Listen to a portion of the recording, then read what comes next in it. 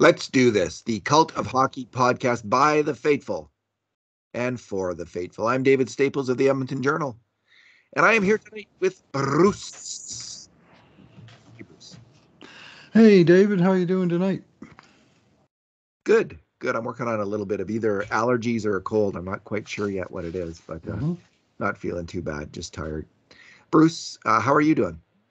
Very well tonight. Thank you. Very uplifting hockey game. There you go. Oh, I lost your sound, Bruce. You must have pulled the plug when you. Oh, there you're back. I muted to sneeze. It just that came was on me real fast. So that was good. Talked about a cold, and I got it over the internet. You were as cool with that mute button as Evander Kane in front of the net. I have to say that was very well done. Yeah, Bruce, that was like, I thought this was going to be a titanic struggle, this game, and it was. The first period was very tense. Mm-hmm. But then, my son Jack texted me, he said he thought that might have been the Oilers' most dominant second period of the season. Their skill really took over, like in a way that we haven't seen against the Flames for like forever. Like, how long have we seen the Oilers skill dominate the Flames and really separate the two teams? Like a marked separation, I thought, in this game because of the Oilers' skill. Even though in the end, the grade A shots were close. We had it at 18 grade A shots for the Oilers, 16 for the Flames. But in the subset of the most dangerous grade A shots, the 5 alarm shots, it was 9-7 for the Flames. Now we're going to get into why that got close. It was there were some score effects there. Yes. So anyway, we'll talk about that. Definitely so. This is our 2 good things, 2 bad things, and 2 numbers podcast, Bruce, because it's a big Oilers win. We'll go with 2 good things each. Why don't you kick it off? Sure. I'm going to triple out Edmonton's first line of Connor McDavid between Evander Kane and now playing right wing Leon Draisaitl. After the last couple of years mostly playing center or left wing, Leon is moving around. I thought all 3 of them had terrific games tonight, and among them, 10 points. 4 assists for Draisaitl +4, 3 assists for McDavid +4, 3 goals, of course, for Evander Kane +2, and Kane was he managed to score a natural hat trick in the second period in just a 6-minute span between 6:58 and 12:58, and all 3 of them 5 alarm slam dunks from the edge of the crease. 2 where he went right across the. He took the pass and made the duck to the inside and beat Markstrom to the glove side post. And the third, where the pass was so good, he just had to slam it into the net from basically almost inside the blue paint. But the boys were dangling. They had a puck on a string. McDavid made 4, 5, 6 one-on-one moves where he broke somebody's ankles.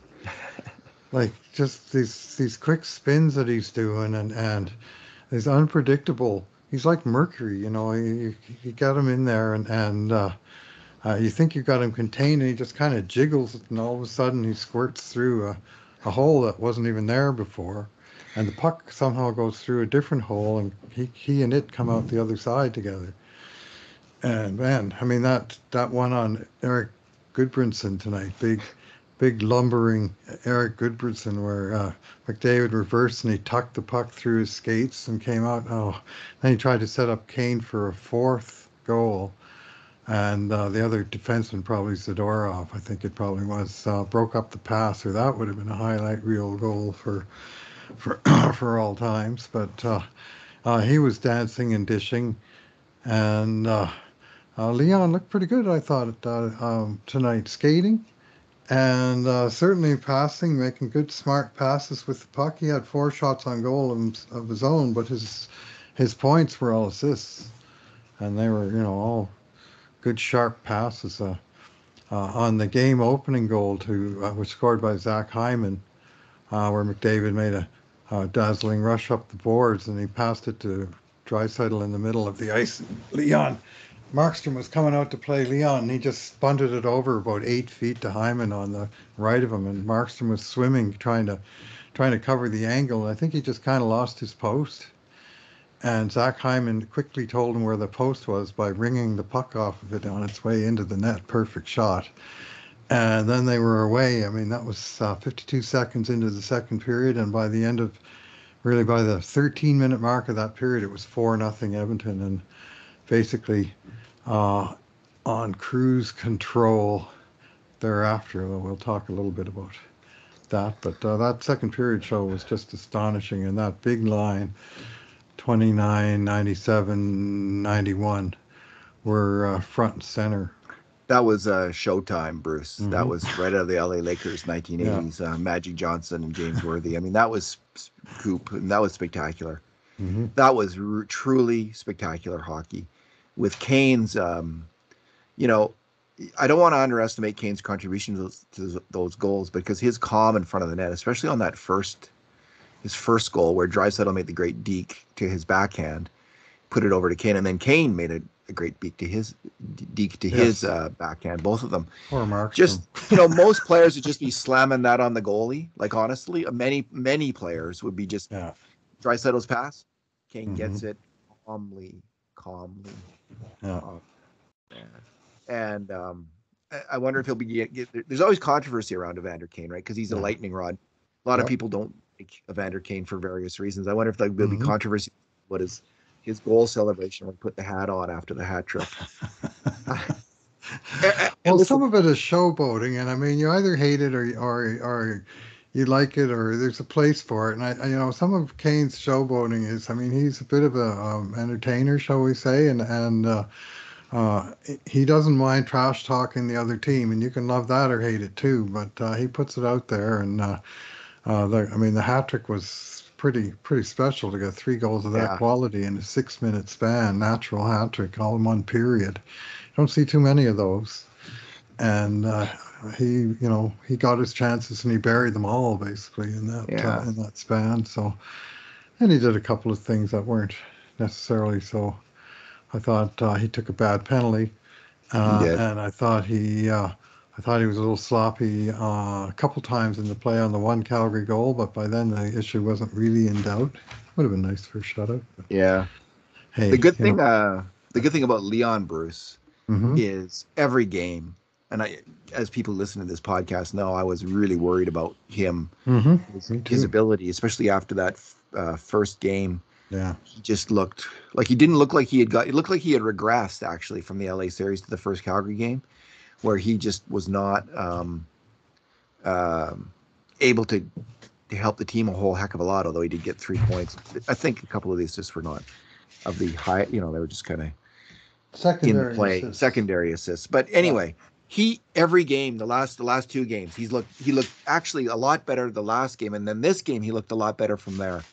So I'm very hopeful about this, Bruce.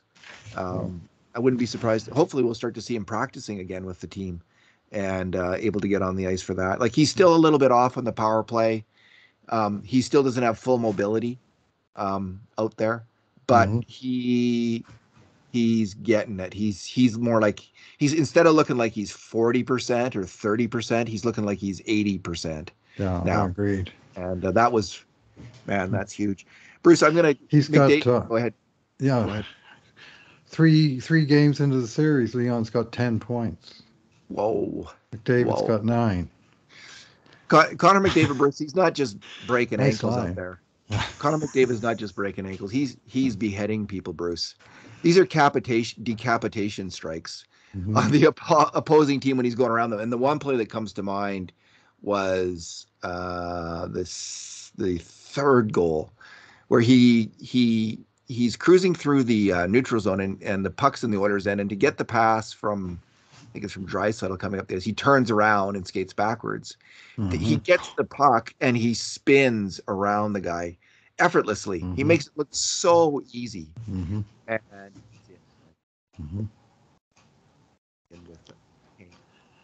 he made a move in the first period too, where he corkscrewed into the slot where it looked like they had him contained, and all of a sudden there's McDavid doing some weird pirouette that you just couldn't see coming, and he comes free in the slot. Nothing came of it, but just the skating move itself, I mean, that's something you'd expect from Kurt Browning or something in terms of the footwork.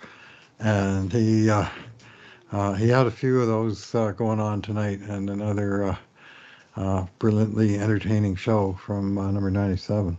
Yeah. Decapitation strikes, Bruce. Ugly out there. It's ugly. Listen, they don't know what to do.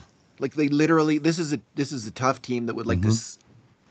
pound him into smithereens.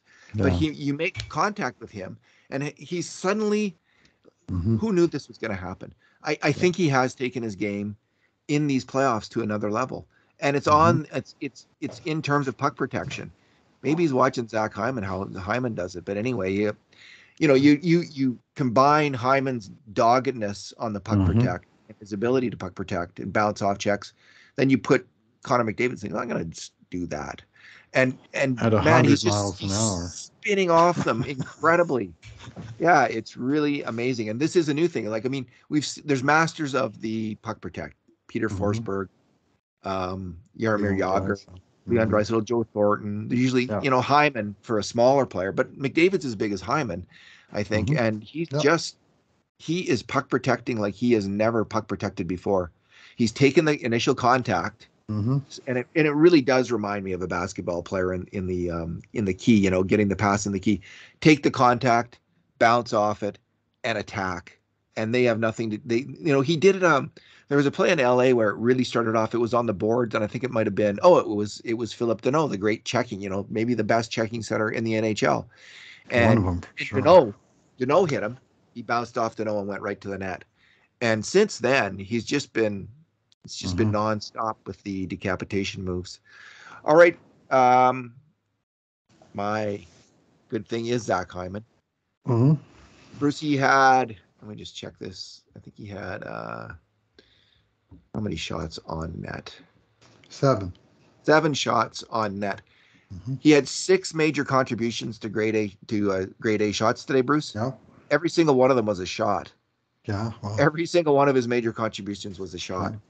And the goal stands out because it was an absolutely fantastic placed shot. He got it away quickly, right off the post. It's a perfect shot.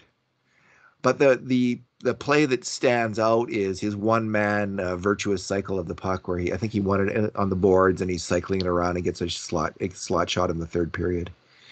He has an amazing ability to win the puck protect, move his feet, uh, get it to the net, get a shot on net. I mean, we've seen this multiple Yeah. times this playoff season where he does that. Yeah. I just watched that sequence a few minutes before the podcast. I remembered Hyman. He made a play inside his own blue line to chip a puck out of the zone, and the Calgary defenseman went to recover it, and Hyman made a play on him to steal off him. I think that might have been Stone.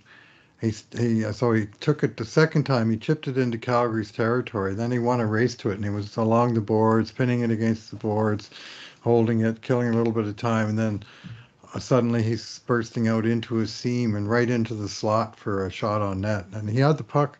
I think his first touch was it 7:52, and the actual shot was at 7:40. So he had the puck for like a full 10 seconds in there, and he started from the defensive zone and basically worked it all the way up to a dangerous shot on their net. What's Yeah, not to like? Killing time while he's doing it. It's like such a long segment. So that was one of the highlights of the third period for sure. the Hyman maneuver, Hmm. um, which he does repeatedly. Yeah, Hmm. he's now tied for 23rd in playoff scoring Uh-huh. with 8 points in 10 games, including 6 goals. So Nice. he's unlike his time in Toronto, Bruce. I'd like to point out that he won a playoff round and advanced to the second round. That never happened when he was with the Toronto Maple Leafs. Right. So it was a big move for him, right? He was Yeah, I'll a say. favorite, and in Toronto there was a general. I think it was kind of like when there's a good player on your team and you can't keep him because of salary cap constraints, you kind of start to get your head around it, and Right. you kind of think, oh, this is okay. We'll live with this. And that's the kind of mood I got in Toronto. Was they didn't like it, but they had Right. their heads around it. But man, I wonder if they're thinking we picked the wrong guy to get rid of and not keep. There's starting to be a long list of former Toronto Maple Leafs who have excelling in other NHL cities. Cody Ceci, Tyson Berry. Mason Marchment, Mason Yeah. Marchment, Yeah, a all those couple in guys on the LA, Kings. Yeah. Sean Durkee, and who are the other ones? Yeah, there's starting to be a long kind of trail of, Hmm. and I remember this happened with the Oilers, and it starts to add up, and you start to think, what's going on? Maybe all the calls made sense. And certainly they were up against the cap, and you know what? The Oilers are going to be up against the cap, and they're going to lose a good player or two this summer, I think, just because they can't afford them. Trevor But Moore definitely, and Carl Grundstrom are the other guys in yeah, LA. yeah. But I think if you ask the Toronto fan, or at least throughout the year, and maybe their opinion changes now, but Toronto knew they couldn't afford Hyman, so they identified Michael Bunting as a free agent to take his spot. They signed him Fair to a enough. 2-year deal at $950,000, and Bunting scored more than Hyman did, and there are Toronto fans that say he's better. Now, I don't know if that's true or not, but How about they have did both of them? find a hell of a good replacement for cheap. So that was a less of a stinging loss than it might have been. Let's put it that way. But Fair enough. It's like Hyman's looking CC. pretty good in blue and orange. Yeah, it's like CC and Larson, right? Like the loss of Larson. Nice to have both in a way, right? Like if you could have Yeah, both, well, that it would would be be. Yeah. ideal. Hmm. Because just because you lost, Hmm. just because you have Bunting doesn't mean it was good to lose Hyman. I mean, if you could sign Bunting for that amount of money and have both of those guys, then maybe that makes a difference. Anyway, I don't want to. Toronto's suffering enough, aren't they? So let's Tough just keep times. it. Yeah, it is tough times. All right, Bruce, your second good thing. Yeah, I'm going to give the nod to graybeard goaltender Mike Smith. I thought he was solid tonight through 40 minutes, and then nothing short of tremendous in the early going of the third period when Calgary really stormed the Bastille there for the opening few minutes of the third, and Smith came up with a number of great saves. Oh, I forgot to mention Zach Hyman. He made one of those saves. We talked about Zach Hyman. He made a goal line save off of, was it Backlund? Somebody had an open net, and Hyman covered the short side post and got a skate on the shot that was heading for the open side with Smith Yeah, down and out on the other side. So add that to Hyman's score. I will be when grading the game. But Smith stopped the other ones, and especially in that early third period barrage. But he made a few key saves along the way. Calgary guys got loose in behind Oilers defenders. Mangiapane got behind Nurse for one real dangerous shot that Smith just got the edge of his pad on, and uh, the individual saves were solid. But really, he stood tall when the game was on the line. And of course, he got a phantom assist on the first goal when he kept the play alive and he rolled the puck out to, I think that was McDavid on the or was it Draisaitl to McDavid, back to Draisaitl to Hyman? Anyway, it was a goal where the puck went 200 feet in about 7 seconds, and it was Smith's alertness that kept the play alive and got it going north. And then, of course, he also drew a 5-minute power play in the third period when Milan Lucic decided not to stop when Smith was out playing the puck and gave him a pretty hard ride into the boards, and his helmet popped off, and there was huge scrum around, skates, sticks flashing around. Poor Smith was just covering his head I mean, his life's at stake almost literally in that situation if something goes wrong. But they decided he had concussion protocol, and I thought, well, if he had a concussion, maybe he wouldn't have been so smart about protecting himself after. yes, he's also But off he self-aware. went, and so that kind of messed up with at that point he was going for a shutout, and then once Koskinen came in for a bit, the shutout would have been considered a shared one, and eventually Calgary did get the one goal late. But I thought Smith, for all of the competitive part of the game, was strong. And at that time, early in the third, where Calgary easily could have, I think, had a couple of goals and made it for a very nervous last 15 or so minutes, that Smith stood huge in the net, and he's got his mojo, and he's got a swagger, and he was doing his puck moving. He was charged with 3 turnovers, so it wasn't all sweetness and light, but nothing that wound up being costly. So stick tap to you, Mike Smith.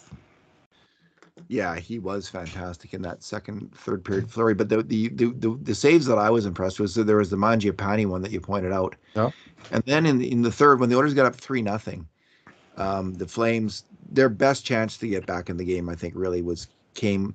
There was a Oh yeah, I know. breakaway, and I can't remember who took the first shot. I think it was Kachuk who got the rebound, but he made two spectacular, absolutely Goudreau and Kachuk. spectacular saves on Calgary Flames players when it was 3-0 and 3-1. Halfway through the third, you can come back from if they Halfway had through the scored. second. Excuse me, halfway through the second. Yeah. And those were absolutely crucial saves. So Mike Smith, he deserves your good thing status tonight, Bruce, based on those saves and others through the game. How did I forget those? I mean, I got my notes in here somewhere, and we'll be covering it in the game grades. But there was certainly, before that third period barrage, a few isolated excellent saves, and that. I mean, Goudreau on a breakaway, Kachuk on a rebound, glove grab. Wow. And that threw water on the fire before it even got started. Yeah, it was fantastic. The Oilers have a couple guys with some real swagger, Smith and Kane, right? Like these two guys have come into town and changed, I think, the complexion of the team significantly. Maybe Keith in a different way, and actually Duncan Keith and Evan Bouchard are my other good thing. I just thought, they're not perfect defensemen, but they really move the puck well. And Evan Bouchard's starting to look very polished out there. He went through some very extremely shaky periods this year. He was moved up to the top pairing with Darnell Nurse at one point, and he really started to struggle, leaking grade A shots against. And he's a rookie, and you're expecting this, and I think our comment at the time was this isn't good, but he is a rookie, and we expect he'll get better. Well, before our eyes in the playoffs, he's becoming more composed. He, excuse me. Of course, he's got his great shot. And every time he's out there on the power play, especially, I'm hoping that he gets past the puck so he can unleash that shot. It doesn't happen enough as far as I'm concerned. But he's just very solid, he and Keith, getting the puck, moving the puck, getting the puck, moving the puck. And the Oilers had a reputation for a decade at least of a team without that kind of player, without those really solid puck-moving players. Now, almost every one of their defensemen is able to do that. Get the puck, move it. And these two players lead the way. They really work well together. And I think Bouchard kept a clean sheet on defense, which means not one mistake on a grade A shot against the even strength. So he, if he made mistakes, if there were shots and stuff out there when he was out there, well, they weren't generally, he wasn't the cause of any heinous ones against the Oilers. And Keith was just tagged with one of them according to our analysis. So at even strength. So the Oilers need these two players. And it's funny because Duncan Keith's kind of had an up and down playoffs, I'm going to suggest. He's been inconsistent. He's had some real good games, and he's had 2 or 3 that were not good at all. Yeah. So, but overall, he's been really good. And in games, I think in games 6 and 7 when they had to win, and in games 2 and 3, when they did win against the Flames, Keith has been really good. So they've been getting, frankly, full value for both the trade and the contract in those games. The final evaluation of that trade can't really be made until the playoffs are over. I'm going to suggest it's a position I've had all year, and I think we still can't say whether that really worked out for the Oilers or not, because they paid a steep price in terms of cap hit. Now, we don't know who else the Oilers might have got instead of Duncan Keith, right? That's the other question. How could they have used that money? Maybe they could have got someone better for cheaper. We don't know. But anyway, we're going to be evaluating this. I mean, people have been weighing in all year. People have very strong opinions one way or the other on whether it's worked out. I mean, I just generally think it's trending towards working out. It has for some time. His play started to really pick up in, I think it's December. He had a strong second half of the season, And generally speaking, aside from a few rough games, that strong play has continued in the playoffs. Bouchard's also trending up. So is that ever good news? Because this is the second pairing. They need these guys to really play well in tough minutes, and they're doing it. Yeah, I like Keith's game too. I thought it was really good. Maybe he played his best game of the whole season. Tonight quieter, but I didn't see him as really getting shown up and beaten by. I was really concerned about Calgary's wide speed against him coming into this series. I thought Yeah. Goodell might eat his lunch or even Mangiapane, but I'm not really seeing that yet. So hopefully that'll hold. But I think Mangiapane would eat his bread. yes. Literally. uh, um, all right, Bruce, what is your bad thing? Yeah, well, I got to go to that first few minutes of the third period, and I'll start by giving full credit to Calgary, down 4-0, and they changed their goalie, and it looked like they were, out of the game. But they poured it on right from the first shift, and I think they had a couple of dangerous chances that weren't, in the end, shots on net. But right away, the play started in Edmonton's zone. There was a icing after 24 seconds or something. Calgary had already had two good looks, and I'm going, this is not the way to do it, boys. Bear down. And anyway, what proceeded after that was a wild uh, chaos of Calgary chances, Edmonton's failed clearances, and just all kinds of yelling at the TV moments and what should be a nice, safe 4-0 lead, And there was one sequence in particular that ended with an Edmonton penalty where Calgary had basically three great chances in a row and then a fourth one, Yeah. I think, at the end of it. That's right. Find it here. Correct, Bruce. 3 in a row and then 17-27, 17-21, 17-16, 17 minutes. Then on the power play, 16-44 and 16-31. They literally had 6 grade A shots in less than 1 minute of playing time. And there was one that came around there where Smith made the save and the puck was lying in the crease and Hyman sort of chipped it out a little ways and Puljujarvi managed to overskate it with both skates. His first skate went over the puck. He tried to drag it with the second skate. He missed it. It's still in there. And that was the one where Hyman made the save off of the goal line because Smith was down and out. And then on the power play, even they had a bad line change. I mean, they finally got the puck out, and then the next thing you know, Calgary's got a 3-on-1, Kachuk, Gaudreau, etc. 3-on-1 on the power play, and you're going, how'd that happen? So just those few minutes, maybe we had grade A shots at 8-0 in the first under 7 minutes of the third, and I just thought they were a little bit. They put the finish line ahead of where it actually was in this game. And they once they got out of that, once Lucic took the penalty, they were mostly fine. But it was just those few nervous moments, and as bad things go, I mean, they didn't get scored on even once, so it's not that bad. But in this game, it was by far the worst stretch of the game for Edmonton. So it's my bad thing. Yeah, it was really one bad shift and then one bad kill. And that was a bad shift. I mean, Nuge and Puljujarvi and Tyson Barrie were really, and Kulak were really struggling on that. And it was all kind of multiple and different errors, different mistakes on each of the grade A shots against. It wasn't good. Bruce, my bad thing is going to be the Calgary cheap shots. And I'm not. I think the Milan Lucic play was.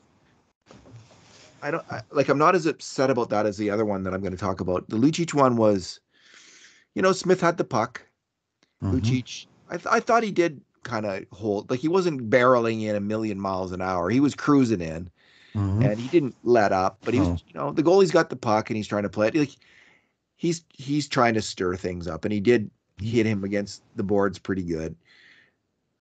I don't know. It seemed like the kind of play that if an Oiler made it, my team was down 4-0, I'd be cheering it on, honestly. So I'm not going to say, I don't think it was the worst kind of heinous foul that I've seen.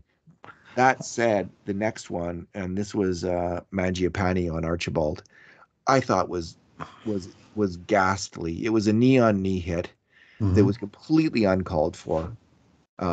It was lined up. It looked to me it was lined up from some distance. Very could have, that's the kind of play that can blow a guy's knee out. What are you doing, Mangiapane? Like that's just a jerk play, and you deserve to be suspended for that. I hope that goes to player safety and you get suspended for a game or two because that was a really dirty, nasty, uncalled for play late in a game. And if someone does that to you, you've got it coming big time.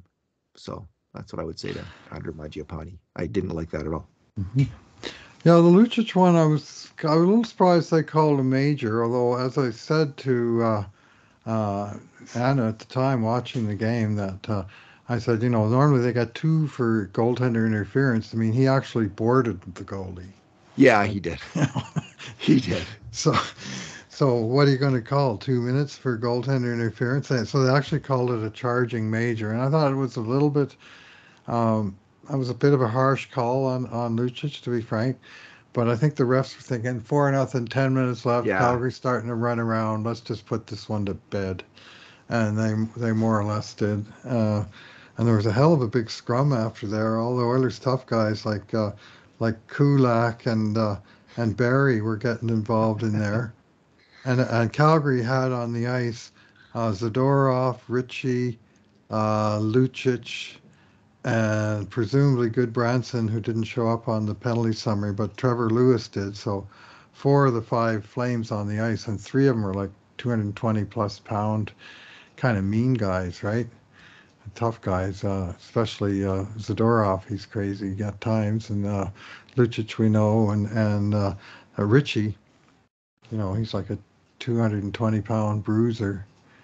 So, and the Yeah, Oilers those did are have Archibald and Cassian out there, and Cassian got involved in that a little bit, but they had their smallish pairing of Kulak Berry, but those guys don't back down. I'm liking what I'm seeing from Kulak, and I'm liking what I'm seeing from Tyson Berry. I don't think he's oh yeah. gotten anywhere near enough credit for what he's been doing for Edmonton, including scoring a huge game winner in Game 6 in LA with the score tied 2-2 in the last few minutes of the third period with Oilers' season on the line. I hardly heard anything after that about Tyson Berry scores huge goal to win crucial game for Oilers. It was like, let's talk about the guys who set him up, and they deserve their headlines too. But Barry's uh, doing what he can do, and he gets beat defensively once in a while, and you have to accept that's part of the package. But the package also includes a fair bit of feistiness, which I, for one, have been appreciating, and some good offense. Jeez, he broke someone's ankles himself tonight down in the first period, down in the left wing face-off circle. He did a 270-degree reverse up the boards, and the guy, I think, just went down. And Barry tried to one of those high short side shots, try to hit it off of Markstrom's head and in. And he didn't miss by much. Yeah, he And it didn't. was I a saw that. very just high skill play in the move. I mean, do you think that's a forwards move, not a D man? But anyway, um, he's not everyone's cup of tea, but he's bringing his game, and I think he's playing hard. Well, that's your third pairing, right? And both these players can really Hmm. skate and they can both really Yep. pass the puck. And Yep. this is modern hockey, Hmm. where you have to be able to make those passes and get that puck out of your end. And the Oilers have a full team roster of a defenseman that can do it. And thank goodness that Cece looked like he might be healthy after that, taking that puck on the hand. Man, I That felt was for him. scary. Defenseman to Oh. get beaten and battered, and he's going to be hurting. That's going to hurt for a while. But hopefully it's okay. Everything's okay there. It hit the hand holding the stick too, so sometimes Yeah. those can do a real squash job on the fingers. Whereas you get hit in the open hand, your hand can move with it. But if your hand's holding the stick, where are your fingers going to go? Right? You got a hard puck going 90 miles an hour on one side and a composite stick on the other. In terms of Squish. cheap, oh sorry, Bruce. Yeah. In terms of cheap shots, Kachuk's hack on Smith in the first period too. I didn't like that at all, and that was close to. I thought very close to a penalty. Should have been a penalty. I think he just went up and absolutely slashed him as Smith was playing the puck. I didn't think that was kosher, and Hmm. they should have called him. But Kachuk has that Corey Perry kind of immunity already, I think, in the NHL, so he gets away with all kinds of crap. Bruce, what's your number? Yeah, I'm going to go with Zach Hyman's line from the stat sheet tonight. We don't have any on ice numbers, natural statistics down at the moment, but we do have just off the event summary, 1 goal +1, 23 minutes and 3 seconds for Zach Hyman, led the Oilers in ice time with 27 shifts. He played 5:38 on the power play and 3:39 team high on the penalty kill that went 4 for 4 in this game, and he was doing some very good work on that penalty killing. And then out in the actual counted events, 7 shots on goal, 9 shot attempts, 2 hits, 0 giveaways, 2 takeaways, 2 block shots, including that goal saver right on the goal line when he was in behind. So, and of those 7 shots, we know from our estimation there were 6 high danger shots by the Oilers. So these aren't just crooked numbers of meaningless shots from the boards or some hit long after the pass was made or something. Like, he was involved around the puck and making key plays all night long, and it actually shows up on his sheet here. He played his ass off in this game. Zach Hyman again, 2 excellent games in a row for him. Alrighty. Yeah, he was just fantastic. Bruce, my numbers are 23 and 19, and they translate into 2.3 points per game and 1.9 points per game. That's Connor McDavid and Leon Draisaitl's point total after 10 games. 23 points for McDavid, 19 for Draisaitl, playing sick. We hear he has some kind of illness to start the playoffs, and then on one leg for the last 5 games. So he has been like, it's incredible what Leon Draisaitl has been able to do when injured, and I can't wait for him to continue to get healthy. Evander Kane is 4th in scoring, 13 points in 10 games. Wow. And he leads the NHL in goals with 10 in 10 games. So Nikita Kucherov has 15 points in 10 games for the Tampa Bay Lightning, and he's the 3rd place guy. So McDavid is get this, Bruce. Holy moly. Now, goals plus minus is not always the most important stat. It can be very misleading. For instance, high fidelity. Darnell Nurse was +3 this game, and he really struggled. He leaked some grade A shots against. But anyway, sometimes it really does indicate who's playing well. Connor McDavid in 10 games is +16, Bruce. He's +16 goals in the playoffs. Next best is Jacob Slavin and Evander Kane. They're both +9 in 10 games. So McDavid's, he, as I've been saying, he has gone supernova in these playoffs. Whatever he was before, as fantastic as he was before, he is that much better right now. He is a player on a mission, and you see it in his face, you see it in his demeanor, you see it in every single shift. This player who's decided he's not going to be denied this year, and we'll see if anyone can do it. Like, it is a team game. There's obviously lots of hockey to go, including probably there's just a super tough series against the Flames. Who knows what's going to happen. And then the next one, if it's Colorado or St. Louis, if the Oilers get by the Flames, that's going to be really tough too. And then you might get there and you face Tampa. So anyway, I don't think he can win the Conn Smythe based on 2 rounds of play, but he will come the closest of anyone in NHL history if the Oilers go out. Like, he could have 30 points in after 2 rounds of hockey quite easily, I think, here. And he's crushing it. Yeah, well, here's some numbers for you. This could have been my numbers, except I was literally just looking them up while they were going through. Evander Kane leads the playoffs in goals with 10 games. He leads the entire league in shots on goal with 43, and he leads the entire league in hits with 48. Tonight he had 6 shots and 10 hits. 10 hits credited in this game, and that's a stat that It's a judgment call, and not all rinks are exactly the same on hits in particular, but still, I mean, he was getting credit with hits in L.A. and Calgary as well, and he's 5 ahead of anybody in that department. He's got one more shot than Zach Hyman and Nathan McKinnon, with Connor McDavid and Johnny Goodrow in a couple shots back from that. But I mean, you're over 4 shots a game, all of these guys.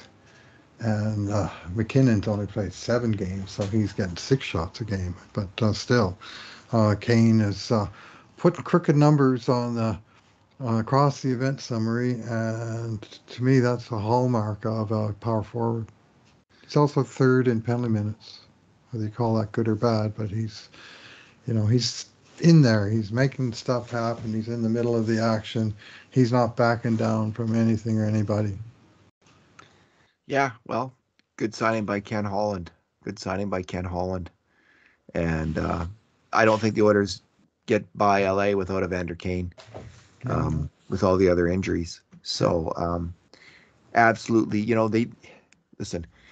they needed to win. They needed to do something this year. And with McDavid and Draisaitl in their prime, and they're doing it. We don't know where it's going to go, but I think they're on their way to doing something. They won a round, which they hadn't done since 2017, and they're playing well so far against Calgary. We'll see what happens in the next game, though. We're going to see a fired up Calgary Flames team. Yeah, super fired up Calgary Flames team in Game 4, and let's hope Oilers can keep their level. Yeah, I hear you, Bruce. All right, well, you got to do the game grade, so we should probably move along here then. Any final thoughts? Just that this was a very satisfying win for the Oilers, and the second period is something I'm going to watch tomorrow morning. I'm just going to turn on and watch the entire 20 minutes from start to back and appreciate it for what it was, which was not quite 100% Oilers domination, but good goaltending when Calgary did get their couple of chances, and then Edmonton just turning on the power with that high capacity first line. Kane, McDavid, and Draisaitl, and really they're all 3 power forwards at this point. Yeah, they really are. McDavid they said he led They said at the start of the game he was leading them in the series in hits or something like that. Yeah, well, 3 more hits tonight, but Kane had 10 and passed him. Yeah, Showtime. All right, Bruce. All right, thanks for talking tonight. All right, thanks for listening, everyone. And in the meantime, and in between times, this has been another edition of the Cult of Hockey podcast.